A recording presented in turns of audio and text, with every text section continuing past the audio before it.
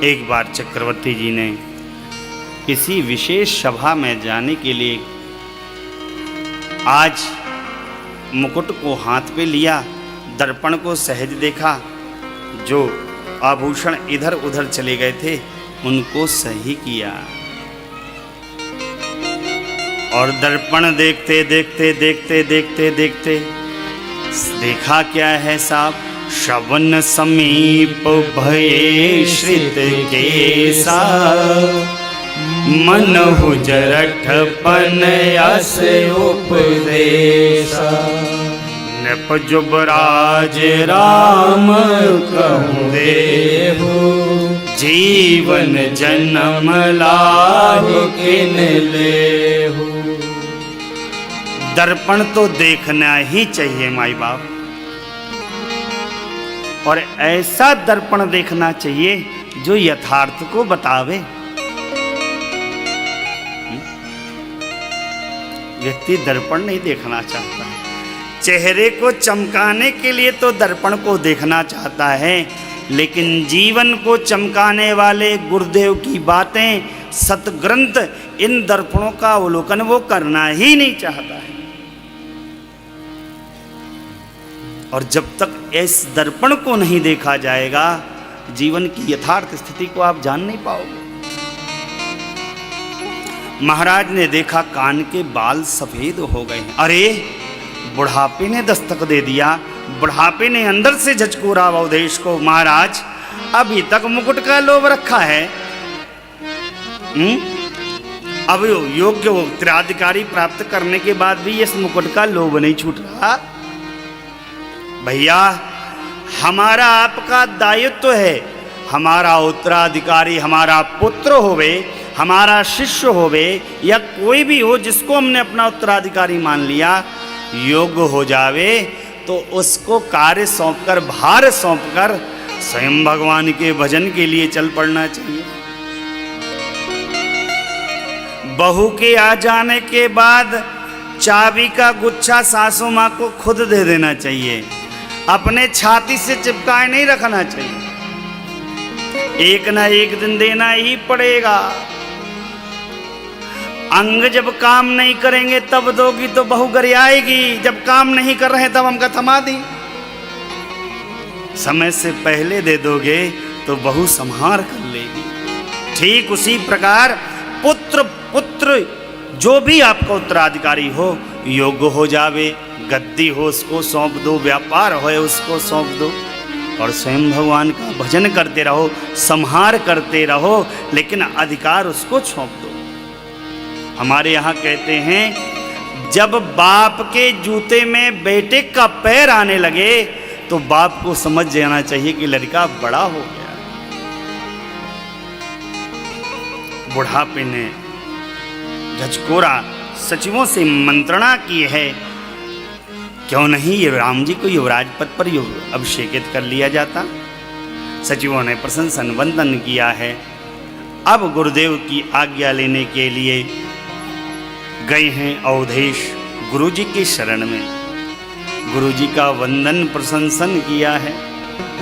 जय गुरु चरण रेणु सिरो धरहि, ते जनु सकल विभव बस करहि, मम समय है अनुभवन दूजे, सब पावयों रज पावनि पूजे।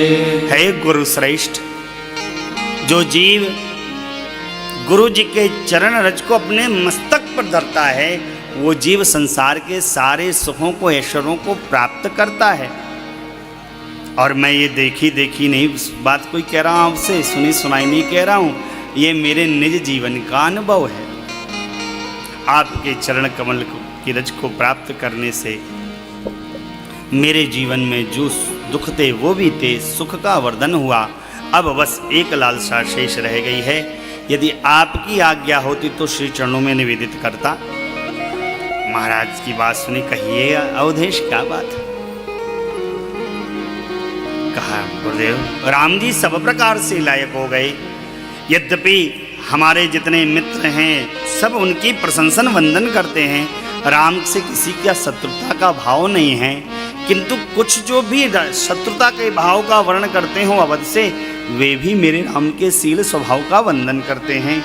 अब एक ही लालसा है, मैं चाहता हूँ राम को युवराज के पद पर अभिषेक दे दूँ, फिर ये जीवन रहता या ना रहता, इस उत्सव का दर्शन नेत्र से कर लेता, सारी चिंताएं समाप्त हो जाती।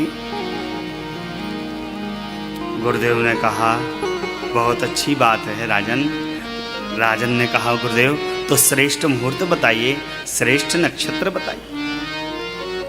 गुरुदेव ने कहा राजन, जिनसे विमुख होकर संसार के ये जीव पछताते हैं, जिनके भजन किए बिना हृदय में उत्पन्न यह भीषण ज्वाला समाप्त नहीं होती, वह पवित्र प्रेम का अनुगमन करने वाले, पवित्र प्रेम का वर्णन करने वाले राम जी ब्रह्म हैं और वही आपके पुत्र बनकर आए हैं। आपने मुझसे पूछा श्रेष्ठ नक्षत्र, श्रेष्ठ मुहूर्त, तो राजन मेरा तो यही कहना है आपसे, बेगी विलंब न करिए नृप, साजिय सबो ही समाज, सुदेन सुमंगल तब ही जब, श्री राम हो ही युवराज। विलंब की तो दरकार नहीं राजन, वही श्रेष्ठ दिन है, वही श्रेष्ठ नक्षत्र है जिस दिन राम जी को आप युवराज पद पर अभिषेक दे देंगे। भैया जीवन में कभी भी शुभ कर्म करना हो तो मुहूर्त पर नहीं देखा करो, हाँ जीवन में अशुभ कर्म करना है तो मुहूर्त पर टाल दिया करो। शुभ कर्म करने के लिए कोई मुहूर्त नहीं होता। कई लोग कहते महाराज रामचरितमानस कब से पढ़े, अभी से नहीं, कोई दिन नहीं। भाय को भाय नख आलस हो, नाम जपत मंगल दिशि दश हो।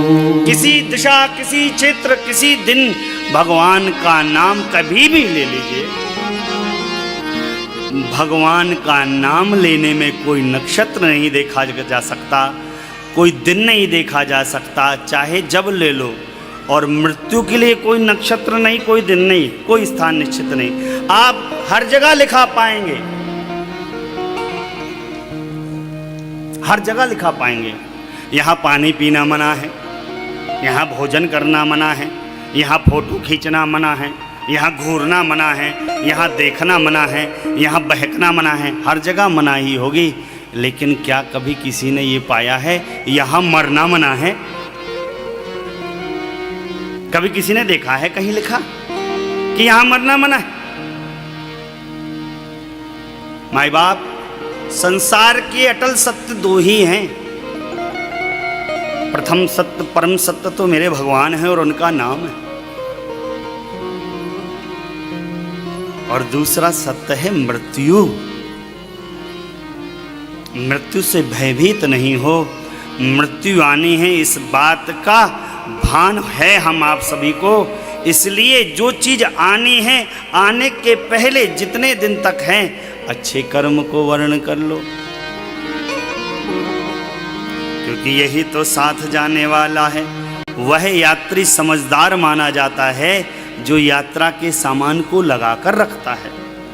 पता चला ट्रेन है 9 बजे और आप यात्रा करने जा रहे हैं 8:30 बजे, आप अपनी पैकिंग कर रहे हैं तो ट्रेन छूट जाएगी।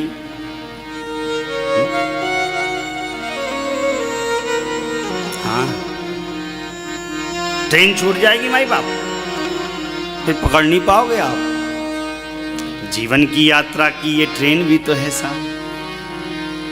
राजेश्वर जी ने कहा है, जीवन की गाड़ी चली जा रही है, ये जीवन की गाड़ी चली जा रही है, उतरने की मंजिल करीब आ रही है, करने की मंजिल करीब आ रही है। जीवन की यात्रा रेल है, साधक कहता है जीवन तो भैया एक रेल है, कभी पैसेंजर कभी मेल है।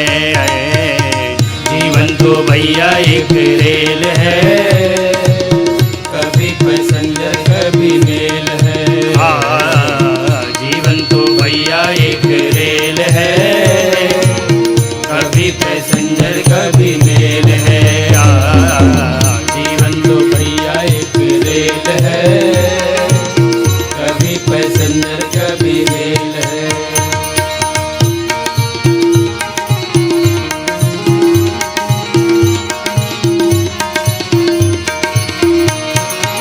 सुख दुख की पटरी पर दौड़ लगाती, मंजिल तक हम सबको है पहुंचाती। सुख दुख की पटरी पे दौड़ लगाते, मंजिल तक हम सबको पहुंचाती है। सुख दुख की पटरी पर दौड़ लगाती, मंजिल तक हम सबको है पहुंचाती। सुख दुख की पटरी दौड़ लगाए, मंजिल तक हम सबको पहुंचाते। सांसों का जब तक इसमें तेल है, कभी पैसेंजर कभी मेल है। जीवन तो भैया एक रेल है, कभी पैसेंजर कभी मेल है। जीवन तो भैया एक रेल है, कभी पैसेंजर कभी मेल है।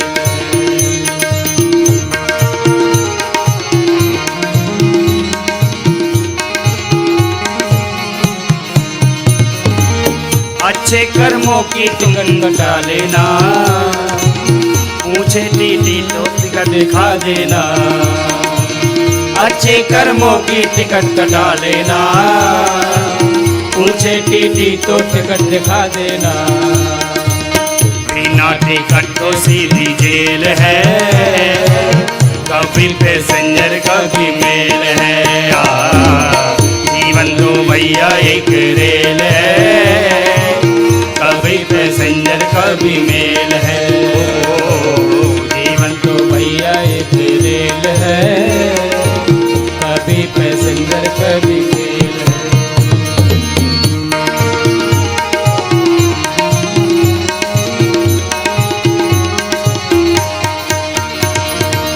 रिश्ते भी बनते और बिगड़ते हैं, यात्री जो चढ़ते और उतरते हैं। रिश्ते भी बनते और बिगड़ते हैं, यात्री जो चढ़ते और उतरते हैं। रिश्ते भी चढ़ते और बिगड़ते हैं, यात्री जो चढ़ते और उतरते हैं। रिश्ते भी बनते और बिगड़ते हैं, यात्री जो चढ़ते और उतरते हैं। भैया ये सिग्नल का ही खेल है, कभी पैसेंजर कभी मेल है। जीवन तो भैया एक रेल है, कभी पैसेंजर कभी मेल है।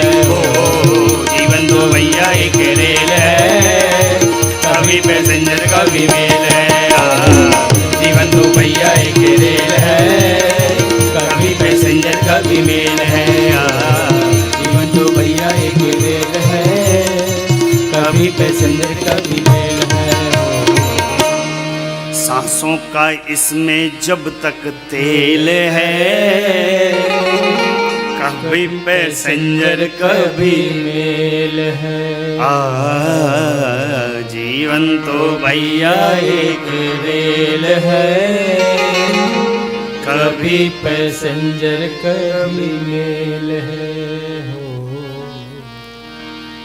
गुरुदेव ने महाराज से कहा, महाराज वही ठीक दिन है, वही ठीक मुहूर्त है जिस दिन राम जी राजा के पद पर अभिषेक को प्राप्त कर जाएंगे। भैया हो, या तो गुरु जी से पूछा नहीं करिए, अपनी मनमुखी करना है। तो किसने आपको टेलीफोन किया था? गुरु जी का फोन करके पूछ लो, गुरु जी हम गृह प्रवेश कब करावें? गुरु जी ने बता दिया 26 अप्रैल को करा लेना। और आपने करा लिया 20 अप्रैल को, तो गुरुजी बेकूफ रहेगा बेचारे, इतना दिमाग लगावे, मुहूर्त निकाले। जब आप ही गुरुजी से समझदार हैं तो फिर काहे गुरुजी से पूछा था? माई बाप, गुरुजी से या तो पूछा नहीं जाए, और यदि गुरुदेव से कोई बात पूछ ली गई है तो जीव का धर्म है गुरु आज्ञा का परिपालन करना। भैया, अवधेश ने गुरुजी की बस एक ही बात को नहीं माना। गुरुजी ने कहा था अभी और इसी क्षण अभिषेक दीजिए राम जी को, और चक्रवर्ती जी एक दिन पर टाल गए। माई बाप, जीवन में कभी इस उत्सव का दर्शन चक्रवर्ती जी नहीं कर पाए, राम जी को राजा बनते नहीं देख पाए। यद्यपि मेरे परमात्मा राजा भी बने, लेकिन उस उत्सव का दर्शन चक्रवर्ती जी ना कर पाए। गुरुदेव से विदा लिया है, आए हैं रनिवास में खबर जनाई है। गुरुदेव से प्रार्थना किया था, हे गुरुश्रेष्ठ, आप राम जी को उपदेश करिएगा। आए, सुंदर उपदेश आप राघव को दीजिएगा, मेरी विनती को स्वीकार करिएगा। इधर नगर में खबर जनाई गई, अभिषेक होना है राम जी का। आनंद आनंद होने लगा है साहब, सखियां आनंदित होती हैं। आज अवध के भाग जाग जाएंगे, हाँ हाँ जाग जाएंगे। हमारे राम राजा बनाए जाएंगे, हमारे राम राजा बनाए जाएंगे। आनंदित आनंदित अवधपुरवासी। परमात्मा अपने भाव में अवस्थित हैं। गुरुदेव आए हैं आज राघव जी के पवित्र सदन में। मेरे परमात्मा ने दिव्य स्वागत सत्कार किया है, मेरी मैया के सहित चरण में वंदन किया है। विभिन्न षोडशोपचार का वर्ण करते हुए अपने गुरु श्रेष्ठ का पूजन वंदन किया है। सुंदर आसन पर बिठाया है। सेवक सदन स्वामी आगमन, मंगल मूल अमंगल दमन। वंदन किया है। कहा गुरुदेव, इतनी दया, इतनी कृपा, अरे मुझको बुलाया होता, इतना कष्ट। यद्यपि आप आए तो मेरा पवित्र सदन हो गया, लेकिन गुरुजी ऐसा कष्ट आपको नहीं करना चाहिए था। माता के सहित वंदन करते हैं। पूछा है कारण गुरुदेव की कृपा का। वशिष्ठ जी ने कहा, राम जी, आज आपको इस लकड़ी की मखमल की सैया पर नहीं सोना है, आज आपको भूमि पर शयन करना है। राम जी, आज आपको राज प्रसाद नहीं प्राप्त करना है पुत्र, आज आपको दूध का प्रसाद प्राप्त करना है, दूध आहार में लेना है। राम जी, आपको ब्रह्मचर्य व्रत को धारण करना है, सभी संयमों का आवरण करना है, क्योंकि राम जी कल प्रातः ही आपके पिताजी अवधेश आपको युवराज पद पर अभिषेक देने वाले। इतना सुना भगवान विस्मय में आ गए। गुरुदेव को विदा किया है। भगवान ने देवताओं को बुलाया। कहा, देखो भाई, जिस निमित्तार्थ आपने प्रार्थना करके मुझे प्रकट किया था, वो सब चीज़ तो अब होने वाली नहीं है। भैया, अगर हम राजा बन गए तो हो गया काम। देवता घबराए साहब, घबरा गए। देवता इतने घबराए, इतने घबराए, इतने घबराए, भगवान भी इधर सोचने लगे, बताओ, हम चारों भाई एक साथ जन्मे, खेले कूदे, बड़े हुए, यहाँ तक विवाह भी एक साथ संपन्न हुआ, और केवल छोटे बड़े का विचार करके मुझे राजा बनाया जाएगा। देवताओं से एक बात को रखा भगवान ने। देवता सरस्वती मैया की शरण गए हैं। अवध में हो रहे आनंद देवताओं को सुहाते नहीं। जिस प्रकार चोर को चांदनी रात भाती नहीं है, अच्छी नहीं लगती, उसी प्रकार देवताओं को मंगल गान अवध के सुहा नहीं रहे हैं। सरस्वती मैया की शरण गई हैं। सरस्वती मैया डपटी। कहा, ऊंच निवास नीच कर तूती। आप दूसरों की प्रतिष्ठा देख नहीं सकते ऊंचे निवास पर बैठने के बाद? निकृष्ट कार्य का वर्णन कर रहे हैं। काम आई हमका ना कहो, हमें तो भगवान की आज्ञा मिली है कि माँ सरस्वती से कहो कुछ कार्य करें हमारा, भगवान की आज्ञा है। माँ सरस्वती ने जाना, भगवान की आज्ञा है। सरस्वती मैया उद्यत हुई हैं, किसकी मति को पलटा जाए, कौन कुल कलंकनी बने, कौन अपने ऊपर इस दोष को ले, ऐसा जानकर सरस्वती मैया अवध में विचरण कर रही हैं। इधर मंथरा अवध के श्रृंगार को देखकर विस्मय में आती है, पूछती हैं क्या बात है। लोग कहते कैसी अवध में रहती हो तुमको नहीं पता राम जी को राजा बनाया जा रहा है। अरे भाव बदल गए, सरस्वती मैया समझी यही इसी की मति को पलटा जा सकता है। सरस्वती मैया ने माँ मंथरा की मति को पलटा है। मंथरा गई हैं माँ कैकेयी के पास, अलंकार को श्रृंगार को कर रही हैं। माँ मंथरा ने चूंकि माँ कैकेयी को पाला है, इसलिए माँ के समान प्रेम और आदर देती मैया। माँ ने खूब, मंथरा ने कहा बस श्रृंगार में लिप्त रहो, बस यही करना, तुझे पता भी है क्या हो रहा है। माँ कही क्या हो गया माँ, क्या बात है। कहा अरे कौशल्या कितनी चतुर है राम की माता, उसने महाराज से सब साठ गांठ करके राम जी को युवराज पद पर बैठा ही दिया। अरे इतना सुना माँ कैकेयी ने कहा माई तू सत्य कहती है। अपना कंठमाल उठाने लगी, देने लगी। कहीं अरे बावली ये कोई सुख का अवसर है। माँ कैकेयी डपटी, कहा माई व्यर्थ में विस्मत घोलो। मंत्र हम भी मुंह देखी बात ही कहा करेंगे, नहीं तो चुप रहा करेंगे।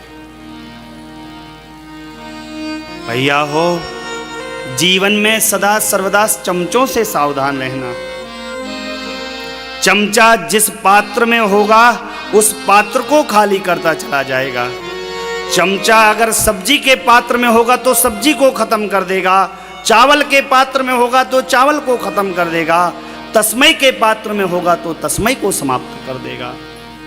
चमचा आपकी योग्यता को नष्ट कर देता है। कैकेयी मैया को उन विवक्त सपनों का दर्शन कराया मां मंथरा ने, जिनकी कल्पना तो सपने में भी साकार नहीं होनी थी। कहा बावली अगर राम राजा बन गए, सीता महारानी हो जाएगी, कौशल्या प्रधान राजमाता हो जाएगी, तुम इन सब की दासी हो जाओगी, तेरा पुत्र भरत जेल में डाल दिया जाएगा क्योंकि लक्ष्मण सेनापति होगा। अरे इतना सुनना माँ घबरा गई। कहा माई क्या करूं युक्ति बता। कहा सुन, महाराज ने 2 वर देने के लिए कहा था ना। हाँ माई अवसर है मांग ले, लेकिन ध्यान रखना महाराज बड़े चतुर हैं, जब कुल की शपथ खावे और 100 बार राम की शपथ खावे तब मांगना। मंथरा के कहने पर मैया कोपवन में प्रवेश करी हैं। इधर महाराज ने जाना। माँ कैकेयी हमेशा कहती थी राम जी को राजा कब बनाएंगे, सबसे पहले समाचार चल के उनको दो। गए अवधेश, अरे साहब पूछा दासियों से महारानी कहाँ है। दासियों ने कहा महारानी कोप भवन में है। राजा सूख गए। कोप भवन सुन सकुचेउराव, भय बस बहुड़ परे न पाओ। पैर आगे नहीं जा रहे, क्या मेरी कामना राम को राजा बनते मैं देख नहीं पाऊंगा।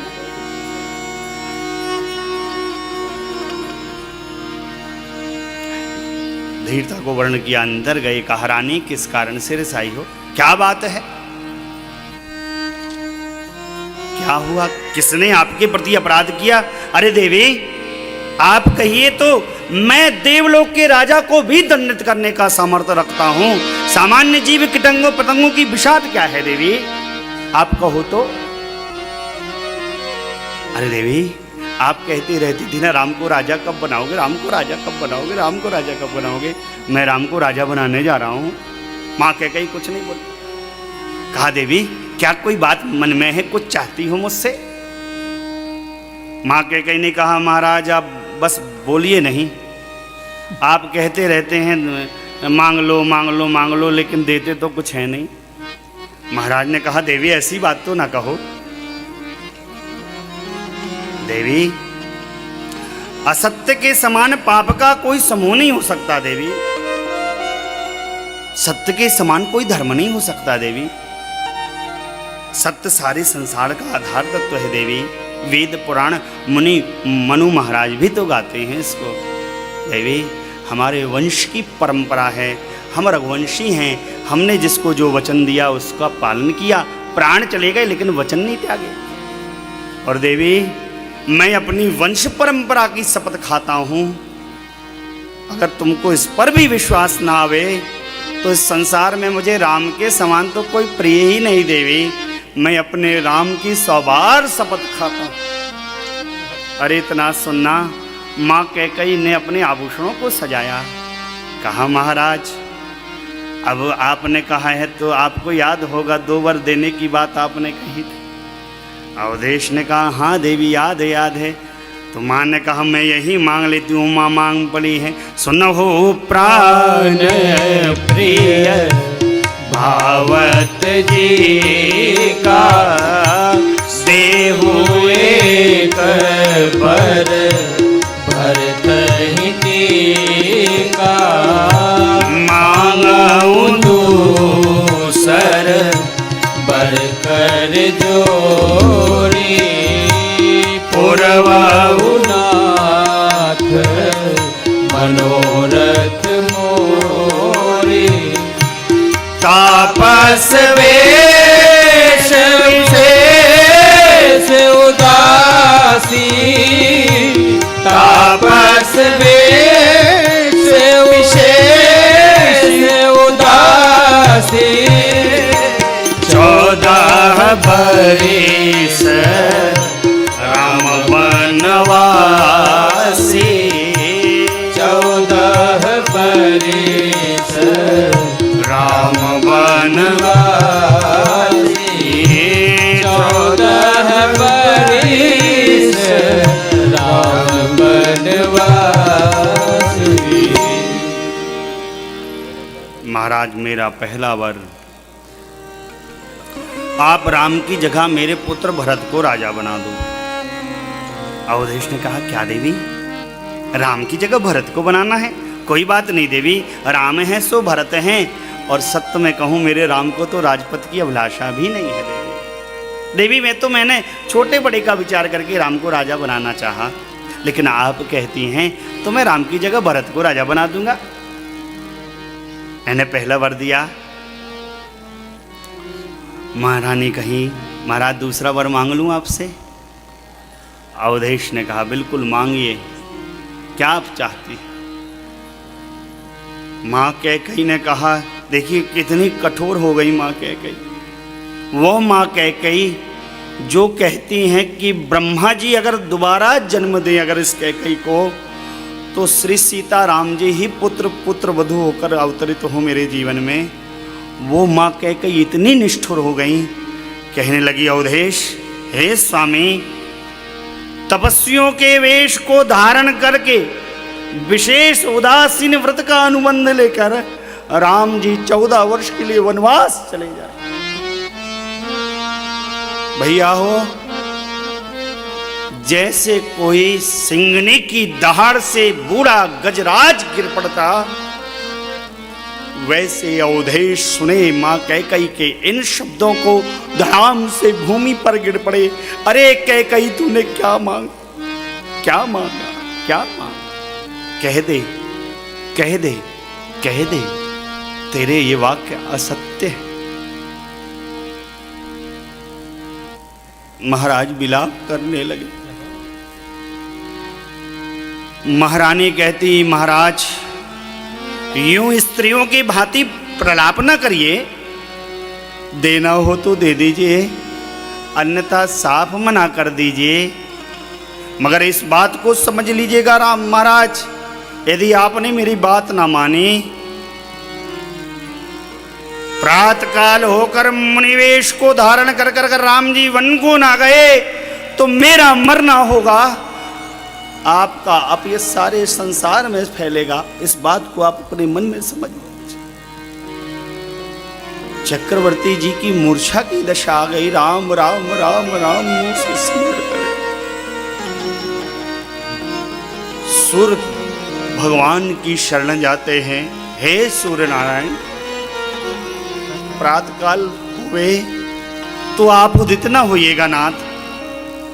यदि आप उदित हो गए नाथ, क्या अपने वंश में हो रहे इस उत्पात को देख पाएंगे?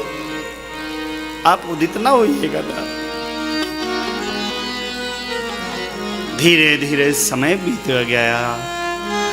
इधर प्रातःकाल की वेला आई। भाट लोग वृंदावली का अवधेश का बखान कर रहे। अवधेश ने कान बंद कर लिए।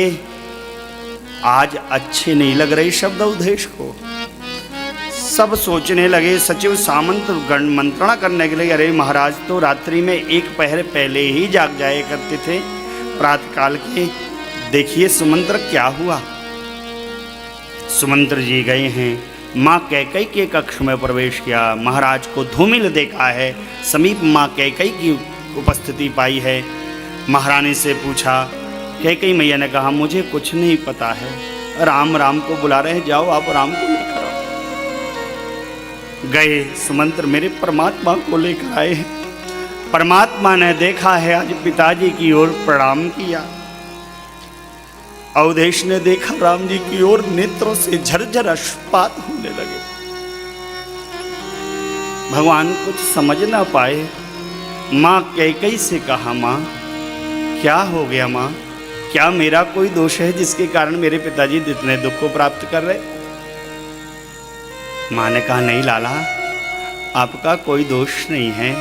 सारी कथा को सुनाया माँ कैकई ने। भगवान ने कहा, माई सुन जननी, सोई सुत बड़ भागी, जे पितु मातु बचन अनुरागी। सुन जननी, हे माँ, वो पुत्र तो बड़ा भाग्यशाली है माँ, जो पुत्र अपने माता पिता के वचनों में प्रेम रखे, उनके वचन में अपना हित माने। माँ, जो जीव, जो पुत्र माता पिता को संतोष प्रदान कर देता है, ऐसा पुत्र तो इस संसार में दुर्लभ है भाई। माँ ने लाड लड़ाया है राम जी को। भैया हो, कैकई जी को दोष न लगाना, कैकई मैया को दोष नहीं है। राम जी को वन जाना ही था, इस लीला को संपन्न करना ही था।